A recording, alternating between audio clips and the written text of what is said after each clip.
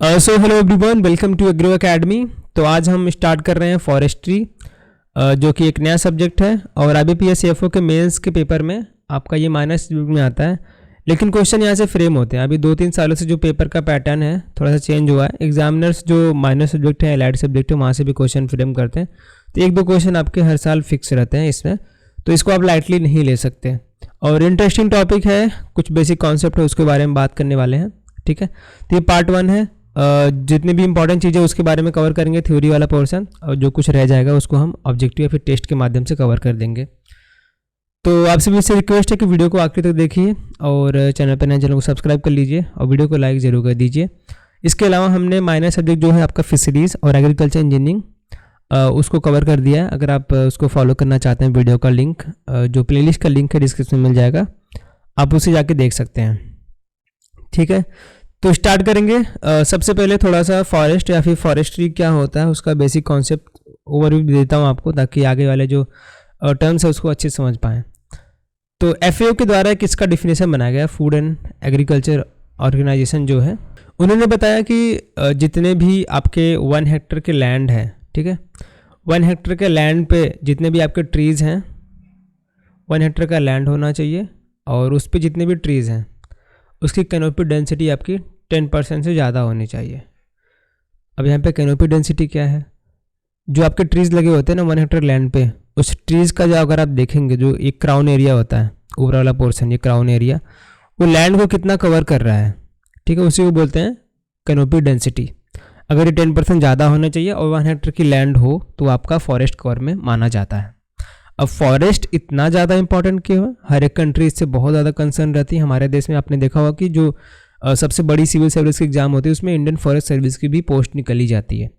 तो उस पोस्ट को निकालने का सबसे बड़ा जो रीज़न है गवर्नमेंट का, कि फॉरेस्ट कंजर्वेशन बहुत ज़्यादा इंपॉर्टेंट है। तो FAO के रिपोर्ट के द्वारा ही निकाला गया है ये डाटा कि लगभग 25% पूरे वर्ल्ड की पॉपुलेशन फॉरेस्ट के ऊपर डायरेक्टली या फिर इनडायरेक्टली डिपेंडेंट है। ये जो नंबर्स निकल के आता है 1.6 बिलियन पीपल।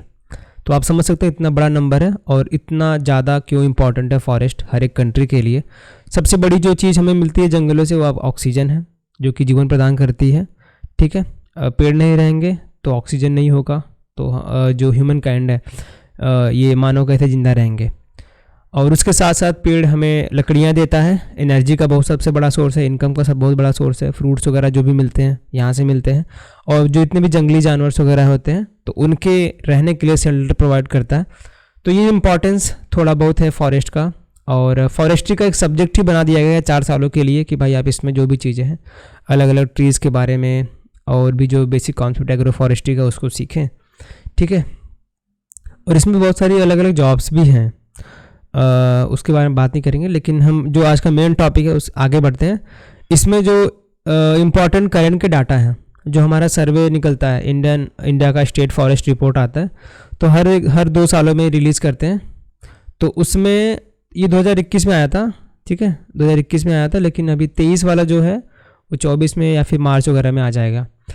तो कुछ करंट के डाटा हैं जो कि मैंने PIB से लिए हैं, आप एक बार इसके ध्यान में रखिए क्योंकि यहाँ से क्वेश्चन बनने के चांसेस ज़्यादा हैं।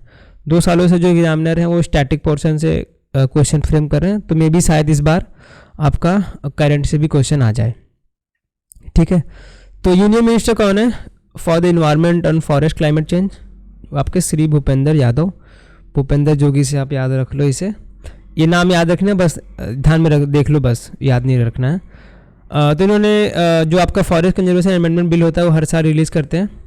ये इंपॉर्टेंट है, लेकिन ये इंपॉर्टेंट है कि जो आपका फॉरेस्ट कंजर्वेशन एक्ट है वो कब आया था, 1980s में आया था। ठीक है, अभी हम बात करते हैं जो हमारे कंट्री का total forest and tree cover है। ये टर्म पे ध्यान देना, total forest and tree cover. केवल ट्री है ये नहीं है, केवल फॉरेस्ट ये भी नहीं है, टोटल फॉरेस्ट एंड ट्री दोनों टर्म होने चाहिए, तभी जाके आप ये मार्क करना कि भाई 24.62% है अपने पूरे जियोग्राफिकल एरिया का पूरे कंट्री में। तो ये रिपोर्ट किसके द्वारा है? ISFR के 2 रिपोर्ट 2021 में जो आई थी। तो यही आपके डाटा पूछे जाएंगे क्योंकि अभी नया वाला आया नहीं है, जनवरी में पेपर है, तो यही वाला पूछा जाएगा अगर पूछा जाएगा तो। अगर पूछे क्वेश्चन में कि आपका टोटल फॉरेस्ट एरिया बताइए, sorry total forest and tree cover कितना है, अगर मिलियन हेक्टर से पूछते हैं तो 81 लगभग मार्क करना। अगर ये पूछते हैं कि परसेंटेज बताइए तो 24.62%। ठीक है। और ये क्वेश्चन शायद आरआरबी में पूछा जा चुका है ऑलरेडी। ये पूछा था कि ये फिर टोटल फॉरेस्ट कवर पूछा था, लेकिन दोनों में से कोई ना कोई आ चुका है। तो ये आपके total forest and tree cover हो गए 24.62%। अगर हम ISFR के रिपोर्ट के अकॉर्डिंग देखते हैं, जो आपका टोटल फॉरेस्ट कवर है, सिर्फ और सिर्फ टोटल फॉरेस्ट कवर पूछे अपने कंट्री का, तो 21.72% है। ठीक है, तो यहाँ पे टोटल फॉरेस्ट और ट्री दोनों था, तो यहाँ पे परसेंटेज थोड़ा सा इंक्रीज हुआ है। केवल फॉरेस्ट पूछे तो 21.72%, और ये नंबर से याद रखते हैं आप, इतना है। और इंक्रीज़ कितना हुआ है ये भी इम्पॉर्टेंट है, सिर्फ परसेंटेज ही नहीं, कितना बढ़ा है। तो अगर हम टोटल फॉरेस्ट और ट्री कवर की देखते हैं कितना इनके इंक्रीज हुआ है इंडिया में, तो 2261 स्क्वायर किलोमीटर लगभग इंक्रीज हुआ है। ये ISFR की रिपोर्ट के द्वारा पता चला है। ठीक है, और हमारे जो PM हैं प्रधानमंत्री जी, उन्होंने एक मिष्टी योजना लाई है। मिष्टी योजना ये किसके लिए? जो मैंग्रोव इनिशिएटिव है, mangrove initiative for the shore line habitats and tangible income. तो हमारे जो कोस्टल एरियाज़ हैं, काफ़ी बड़ी कोस्टल एरिया है हमारी अपने देश की, तो हर एक कोस्टल एरिया पे जितने भी समुद्री तट हैं वहाँ पे मैंग्रोव ट्रीज़ को ग्रो किया जाए, क्योंकि ऐसे ट्रीज़ होते हैं बहुत जल्दी ग्रो हो जाते हैं और लकड़ियाँ अच्छी खासी यहाँ से मिल जाती हैं, और जो सुनामी वगैरह आती है तो उसको बचाव मिलता है मैंग्रोव ट्रीज़ जो होते हैं। और ये सदाबहार वन की तरह काम करते हैं, ये पानी वगैरह में अच्छे से सर्वाइव कर लेते हैं कितना भी पानी हो। तो इन्होंने वर्ल्ड इन्वायरमेंट डे यानी 5 जून को इसको लॉन्च किया था 2023 में, पिछले साल ही। ठीक है, आगे क्या है और कुछ इंपॉर्टेंट डाटा है, जैसे ministry of environment forest climate change ने एक स्कीम्स आप समझ सकते हैं इम्प्लीमेंट किया है, 2020 में किया था। इसको क्या नाम दिया? नगर वन योजना 2020 में इन्होंने निकाला था। इसका क्या पर्पस था कि 400 नगर वंश बनाने, 400 नगर वंश और 200 नगर वाटिका हमको फ्रेम करनी है अपनी पूरे कंट्री में। 2020-21 और 24-25 का इन्होंने पीरियड दिया था कि इसके बीच में 400 नगर वंश और 200 नगर वाटिका हमको बनानी है। एक बार थोड़ा सा माइंड में रख लो कि हाँ, नगर वन योजना कुछ निकाली गई थी जो कि 24-25 तक चलेगी, ज़्यादा परेशान होने की जरूरत नहीं है इसमें। और इसमें जो फंड्स अवेलेबल कौन कराएगा? CAMPA fund, national compensatory afforestation fund. आपका कैंपा फंड जो होता है, ये जो है कंपनसेटिंग लॉस जो होते हैं अपने इंडिया में, जो भी पेड़ वगैरह हो कर कहीं पे कटाई हो गई, ठीक है, तो कहीं पे जंगल वगैरह में आग लग गई, तो उसको कंपनसेट करने के लिए फंड बनाया गया है, ताकि वहाँ से फंड की कमी ना हो और वहाँ से हम पैसे लेकर जो ट्रीज़ वगैरह हैं दूसरे एरिया में लैंड खरीद कर वहाँ पे ग्रो कर सकें। तो उसको मेंटेन करने के लिए, उसको बैलेंस में लाने के लिए कैंपा फंड बनाया गया है। ठीक है, और कुछ डाटा हैं ISFR के आप देख सकते हैं। Total forest cover of country increase, केवल और केवल फॉरेस्ट कवर पूछे तो 1540 स्क्वायर किलोमीटर, और टोटल ट्री कवर पूछे तो 721 किलोमीटर स्क्वायर किलोमीटर। अभी हमने फॉरेस्ट और ट्री दोनों देखा 2261 स्क्वायर किलोमीटर। ठीक है, तो इसी को यहाँ पे मैंने क्रम से लिख दिया। आप एक बार परसेंटेज जरूर देख लीजिए कि फॉरेस्ट एरिया ऑफ इंडिया कितना है, आपके 2.4% तो पूरे वर्ल्ड में, और फॉरेस्ट कवर पूछे तो 21.71% पूरे इंडिया का जियोग्राफिकल एरिया है उसका, और टोटल ट्री कवर इतना है 2.91%, और टोटल फॉरेस्ट और ट्री कवर पूछे तो 24.62% है। ठीक है, तो आगे बढ़ते हैं। आगे क्या है? Concept of forest, forestry. अभी हमने देखा जो FAO का द्वारा डिफाइन किया गया था कि भैया फॉरेस्ट उसे बोलते हैं, फॉरेस्ट कवर उसे बोलते हैं जो पोर्शन लैंड है bigger than half of vector, ठीक है, 5000 मीटर रिक्वायर से बड़ा होना चाहिए, और with tree higher than 5 metre, जो ट्रीज़ हैं वो 5 मीटर से बड़े होने चाहिए, उतने बड़े हाइट में होने चाहिए, and tree canopy cover more than 10%। तो ये आपका जो डिफिनेशन बन के आता है FAO के द्वारा कि फॉरेस्ट का कॉन्सेप्ट है ये, जो कि फॉरेस्ट्री के टर्म में आप बोल सकते हैं इसे। तो ये जो आपका टर्म यहाँ पे निकल के आ रहा है कैनोपी डेंसिटी, तो कैनोपी डेंसिटी 10% ज़्यादा क्यों ले रहे हैं? अगर कम हुआ तो क्या होगा? एक मिनट में कलर चेंज करता हूँ। देखो जो स्क्रब है, forest land with canopy density less than 10%, जितने भी लेस देन 10% के नीचे आ जाएंगे। कैनोपी डेंसिटी मैंने आपको बताया कि जो आपकी क्राउन एरिया है, कितना लैंड वो कवर कर रहा है, ट्रीज का जो क्राउन एरिया है, ठीक है, उसी को बोलते हैं कैनोपी डेंसिटी। अगर ये 10% से कम होगा तो वो स्क्रब के रूप में आ जाएगा, छोटी मोटी झाड़ियों के रूप में आ जाएगा, वो फॉरेस्ट में नहीं काउंट होगा, फॉरेस्ट में नहीं काउंट होगा। ठीक है, तो अलग अलग जो क्लासेस हैं यहाँ पे डिफाइन कर दिया। Forest cover classified in terms of canopy density, तो फॉरेस्ट को कैनोपी डेंसिटी के टर्म में भी क्लासिफाई किया गया है, उसी को यहाँ पे दिखाया गया है। यहाँ से भी क्वेश्चन बने हैं, तो आप एक बार परसेंटेज जरूर याद रखिए कि वेरी डेंस फॉरेस्ट होगा तो उसकी कैनोपी डेंसिटी कितनी होगी, 70% या फिर 70% से ज़्यादा होगी। ठीक है। अगर आप मॉडरेटली डेंस फॉरेस्ट की बात करते हैं तो उसमें ट्रीज़ की जो कैनोपी डेंसिटी कितनी होनी चाहिए, तो ये आपका 40% से लेकर 70% के बीच में होनी चाहिए। ओपन फॉरेस्ट की बात करते हैं तो ये कैनोपी डेंसिटी 10% से लेकर 40% के बीच में होनी चाहिए। तो आपका ये परसेंटेज आप जरूर से याद रखिए। और नॉन फॉरेस्ट भैया इसके जितने भी एबव क्लासिफिकेशन है उसमें कवर मतलब नहीं इंक्लूड होता है, तो वो नॉन फॉरेस्ट में आ जाएगा। ठीक है, ये समझ गए स्लाइड्स। अब आगे बढ़ते हैं। तो हमने ट्री कवर अभी बात किया, सॉरी फॉरेस्ट कवर के बारे में। तो अभी ट्री कवर और ट्री आउटसाइड फॉरेस्ट क्या होता है उसके बारे में समझ लेते हैं। तो ये दोनों टर्म जो हैं अलग अलग एंटिटीज़ हैं। यहाँ पे देखिए, तो इन्होंने एक वेन डायग्राम के थ्रू समझाने की कोशिश किया है। थोड़ा सा 3D मॉडल है, एक तरीके से ओवरलैप हो रहा है तो समझने में दिक्कत होगी, लेकिन यहाँ पे डिफिनेशन के थ्रू हम समझने की कोशिश करते हैं। तो tree cover and tree outside forest are the define two different entities but are closely related to each other. दोनों अलग अलग एंटिटीज़ हैं लेकिन बहुत ज़्यादा क्लोज रिलेट करते हैं। जैसे कि total trees outside forest refer to all trees outside the reserved forest area. Tree outside forest to all trees outside the recorded forest area. तो जितने भी recorded forest area हैं आपके, यहाँ पे वेन डायग्राम दिख रहे हैं, ओवरलैप कर रहा है, ये आपका रिकॉर्डेड फॉरेस्ट एरिया है, जो कि यहाँ पे नंबर आप देख सकते हैं। तो ये आपका all trees outside the recorded forest area को रेफर करते हैं, irrespective of the size of the patch. तो ट्रीज के पैच के साइज को ध्यान में रखते हुए वो सारे ट्रीज इसमें आ जाते हैं जो कि रिकॉर्डेड फॉरेस्ट एरिया के बाहर के हैं। और ट्री कवर क्या होता है, patches of the trees as well as isolated trees. जो ट्री कवर होता है आपका, ये आपके जितने भी अलग अलग ट्रीज के अलग अलग छोटे छोटे पैचेस बने होते हैं वो भी इंक्लूड करेंगे, और इंडिविजुअल ट्रीज भी आपका इसमें काउंट करते हैं। तो ये चीज़ें आप देख सकते हैं। यहाँ से भी आपका थोड़ा सा पोर्शन है टोटल ट्री आउटसाइड फॉरेस्ट में, और ट्री कवर से भी थोड़ा सा पोर्शन आता है ट्री आउटसाइड फॉरेस्ट में। तो आई होप ये मैं एक्सप्लेन कर पा रहा हूँ आपको। उसके बाद ये थोड़ा सा मैंने एक पाई चार्ट दे दिया है, इसमें कुछ जो नॉन फॉरेस्ट का कितना परसेंटेज है, मॉडरेट डेंस फॉरेस्ट कितना परसेंट है, 9.3%, और ये आपका very dense forest 3.3 something percentage रहता है, और ये ओपन फॉरेस्ट रिपीट हो रहा है शायद, तो इसको मैं कट करके डाल दूंगा PDF में वापस से। और स्क्रब का कितना परसेंट है आप यहाँ पे देख सकते हैं। ठीक है, तो ये नंबर इंपॉर्टेंट है थोड़े से। डेंस फॉरेस्ट का, वेरी डेंस फॉरेस्ट का आप देख लीजिए कि वेरी डेंस अगर होगा तो कितना परसेंट है, 3.3%। तो ये आपका ये स्लाइड से समझ में आई। एक छोटा सा टर्म था जो कि ट्री आउटसाइड फॉरेस्ट, एक बार दो बार पढ़िए आपको समझ में आ जाएगा। तो आगे बढ़ते हैं, आगे क्या है। तो यहाँ पे है टाइप ऑफ फॉरेस्ट। तो यहाँ पे 2-3 टाइप हैं फॉरेस्ट के, उसके बारे में बात कर लेते हैं। एक है आपका रिजर्व फॉरेस्ट और दूसरा आपका प्रोटेक्टेड फॉरेस्ट। एक और फॉरेस्ट आता है आपका विलेज फॉरेस्ट। ठीक है, तो बारी बारी से तीनों के बारे में समझते हैं। तो रिजर्व फॉरेस्ट क्या है, तो भैया ये गवर्नमेंट के ऊपर पूरा इसका अधिकार रहता है। जो कॉमन पीपल्स होते हैं उसको अलाउ नहीं किया जाता कि भाई आप जाके उसमें घूमिए टहलिए, ऐसा नहीं है। पूरा आपका रिजर्व रहता है पूरा गवर्नमेंट के द्वारा। ठीक है, अगर आपको बहुत ज़्यादा इमरजेंसी आ रही है तो आप परमिशन चाहिए, टिकट लगते हैं। ऐसे ऐसे फॉरेस्ट हैं हमारे कंट्री में जहाँ पे आपको अगर घूमना है तो टिकट बनाना पड़ेगा, और उसके साथ जो फॉरेस्ट गार्ड होते हैं वो जाएंगे आपको वहाँ पे विजिट कराते हैं।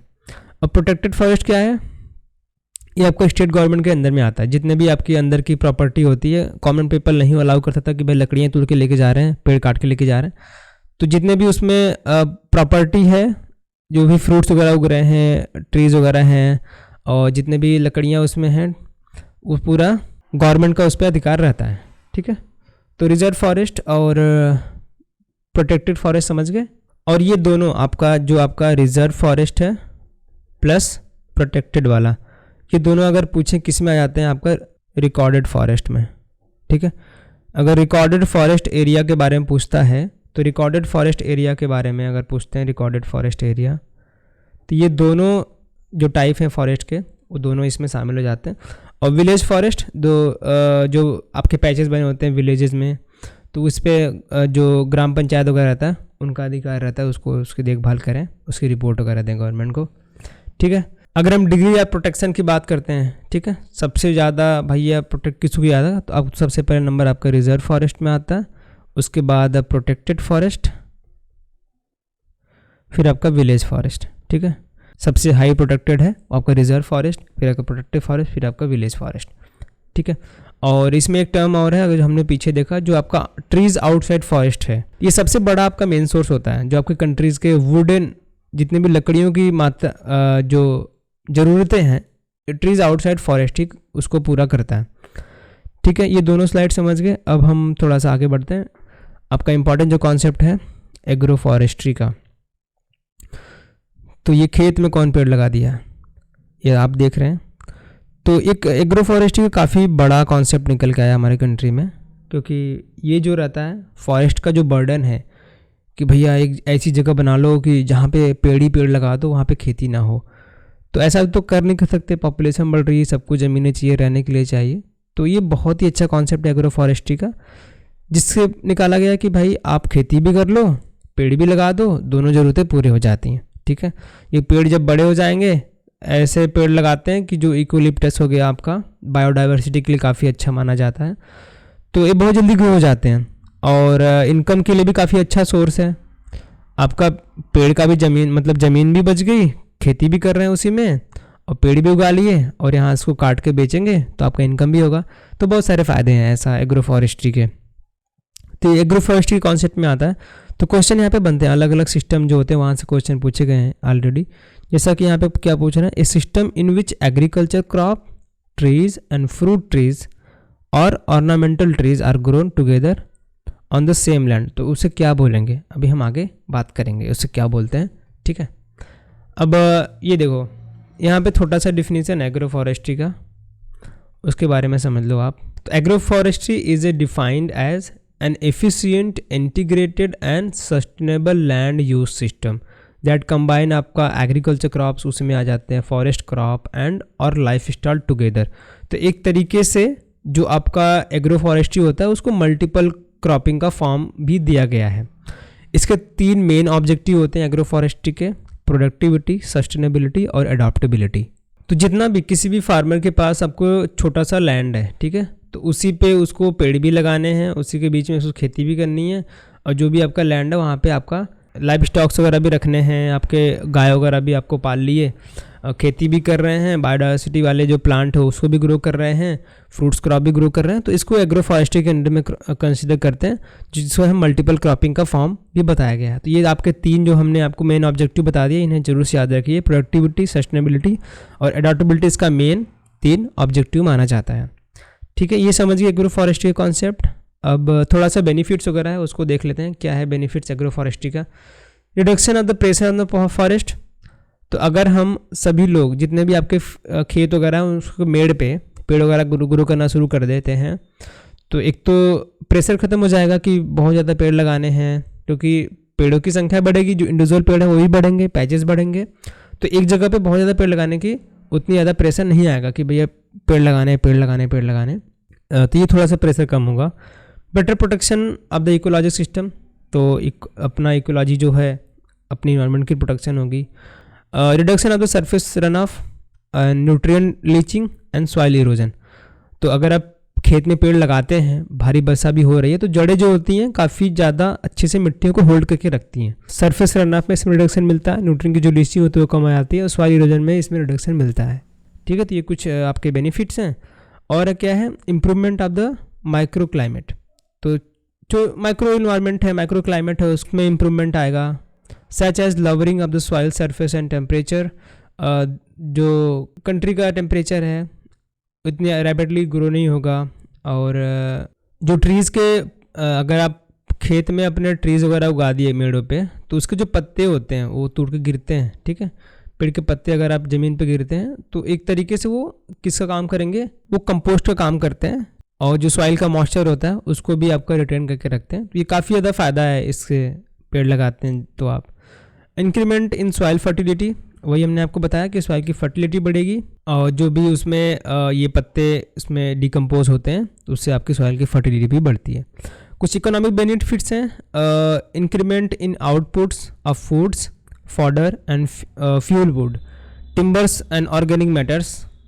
तो आपके टिम्बर्स वगैरह जो हैं लकड़ियों की जो उपलब्धता है या फिर जो अवेलेबिलिटी है उसको बढ़ाया जाएगा, क्योंकि आपके जो वुडन अलग अलग फर्नीचर्स आते हैं वो कहाँ से बनेंगे, पेड़ों की ज़रूरत पड़ेगी उससे, तो उसकी जो अवेलेबिलिटी है वो बढ़ेगी, तो इकोनॉमिक में हमारे बेनिफिट मिलेगा, फॉडर मिलेगा वहाँ से, जो फ्रूट क्रॉप हो गए तो फ्रूट क्रॉप से हमें फ्रूट्स वगैरह मिलेंगे। Reduction in the incident of total crop failure, increase in the levels of farm income due to the improved and sustainable productivity.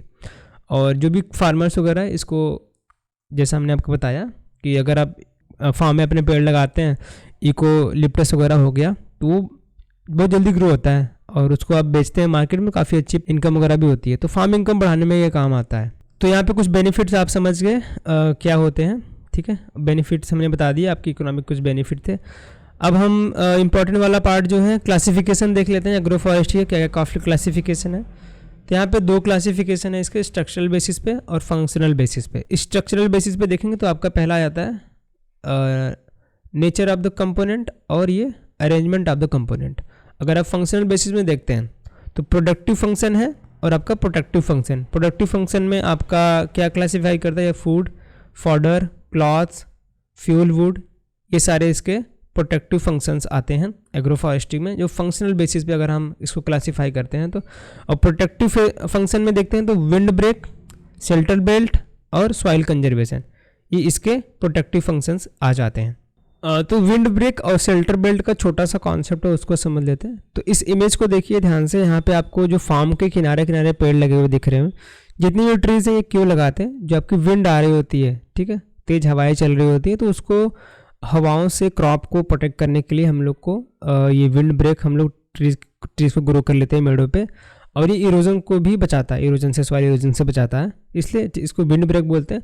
और शेल्टर बेल्ट इसी का स्पेसिफिक टाइप होता है। शेल्टर बेल्ट यानी आपके फार्म के किनारे फील्ड को डिफाइन करने के लिए छोटे छोटे जो आप यहाँ पे पेड़ लगा दो भैया, तो आपका शेल्टर बेल्ट हो गया, ठीक है। फार्म का पता चलेगा ये हमारा खेत है, और थोड़ा बहुत इसमें सेम तरीके का जो बचाव है ये भी थोड़ा इसमें हेल्प करता है। तो ये छोटा सा कॉन्सेप्ट था विंड ब्रेक और शेल्टर बेल्ट का, आई होप आपको समझ में आ गया होगा। तो ये आपके प्रोडक्टिव फंक्शन और प्रोडक्टिव फंक्शंस दोनों हैं जो फंक्शनल क्लासिफिकेशन में आते हैं। अगर हम नेचर ऑफ कंपोनेंट की बात करते हैं तो इसमें आपका एग्रीकल्चरल आ जाता है, सिल्वी पास्चरल आ जाता है, एग्रो सिल्वी पास्चरल आ जाता है, और अदर सिस्टम्स आ जाते हैं। तो जितने भी अलग अलग कंपोनेंट हैं नाम आपको पता होने चाहिए, ठीक है। यहाँ से आपके क्वेश्चन बनते हैं, तो यहाँ पे मैंने अलग अलग नाम लिख दिए हैं, आप इसको देखिए।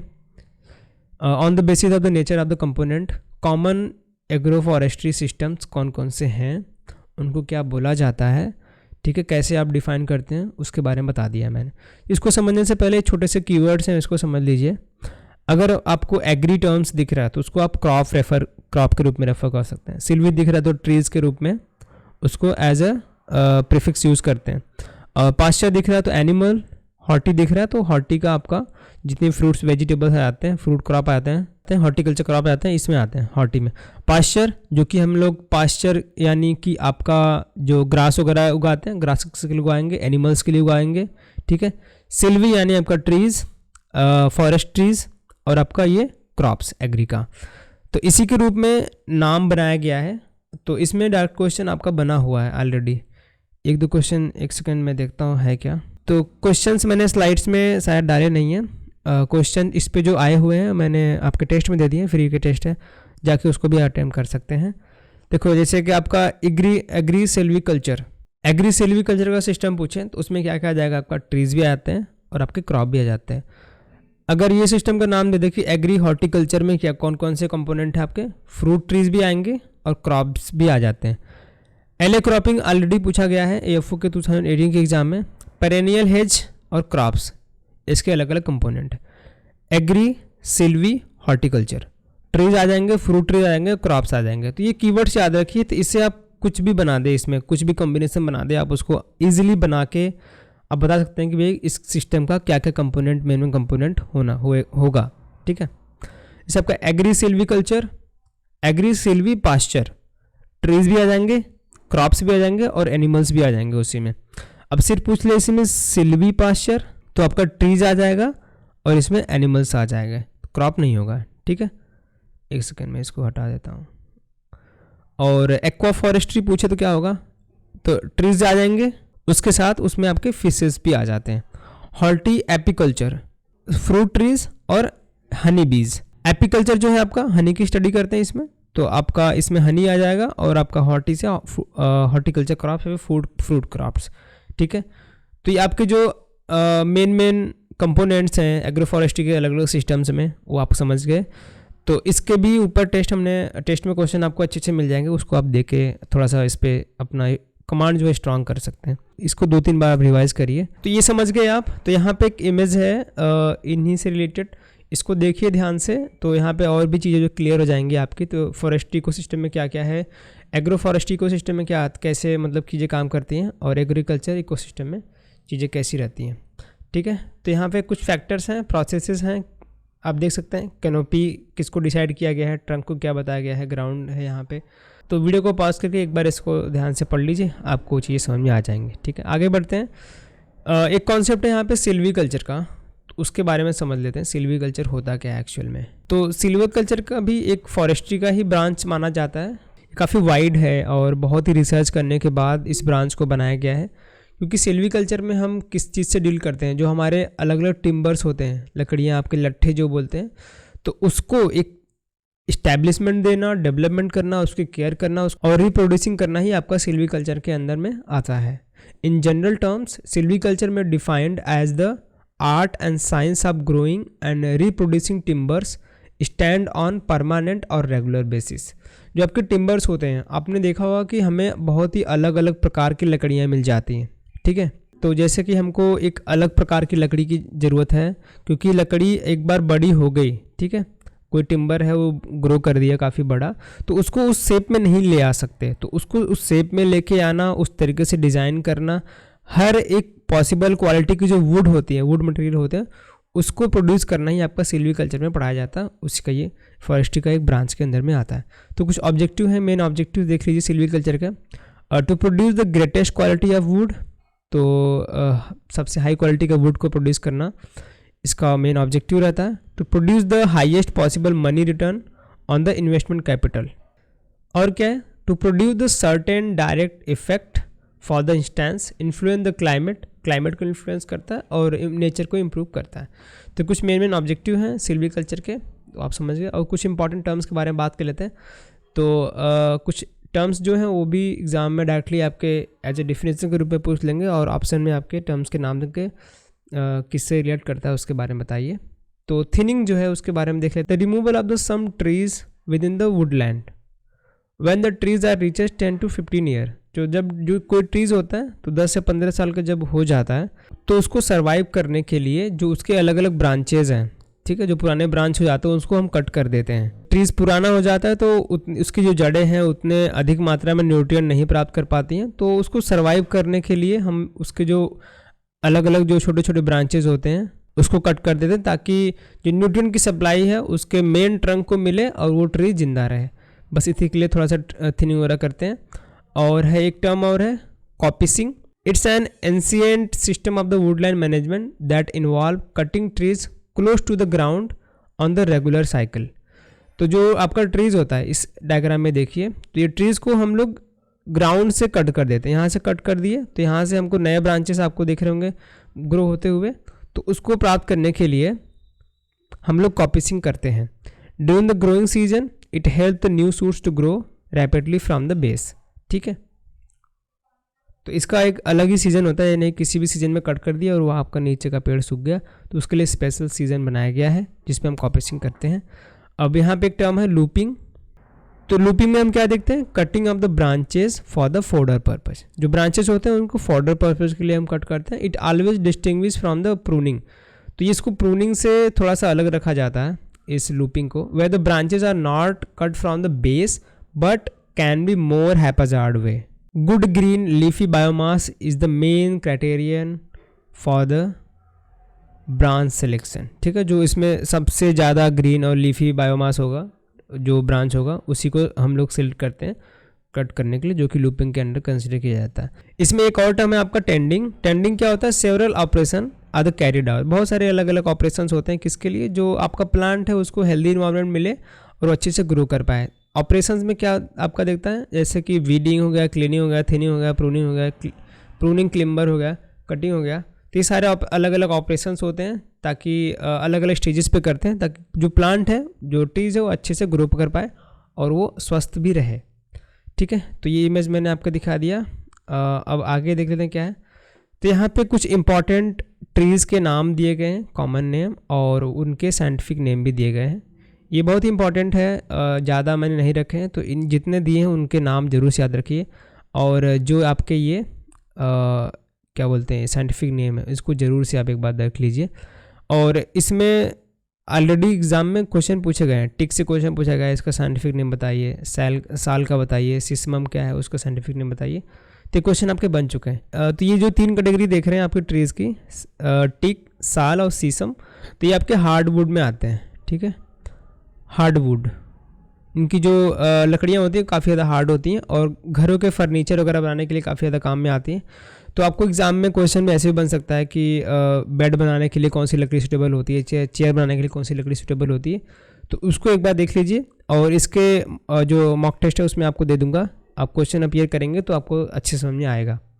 ठीक है, तो ये ट्रीज़ के बारे में हो गए। और कुछ इंपॉर्टेंट ट्रीज़ स्पीसीज़ हैं suitable for the planting in wetland agro forestry. तो वेटलैंड एग्रो फॉरेस्ट्री के लिए कुछ इंपॉर्टेंट सुटेबल जो स्पीसीज़ हैं ट्रीज़ के, उसके नाम है। इन चारों के नाम आप याद रख सकते हैं।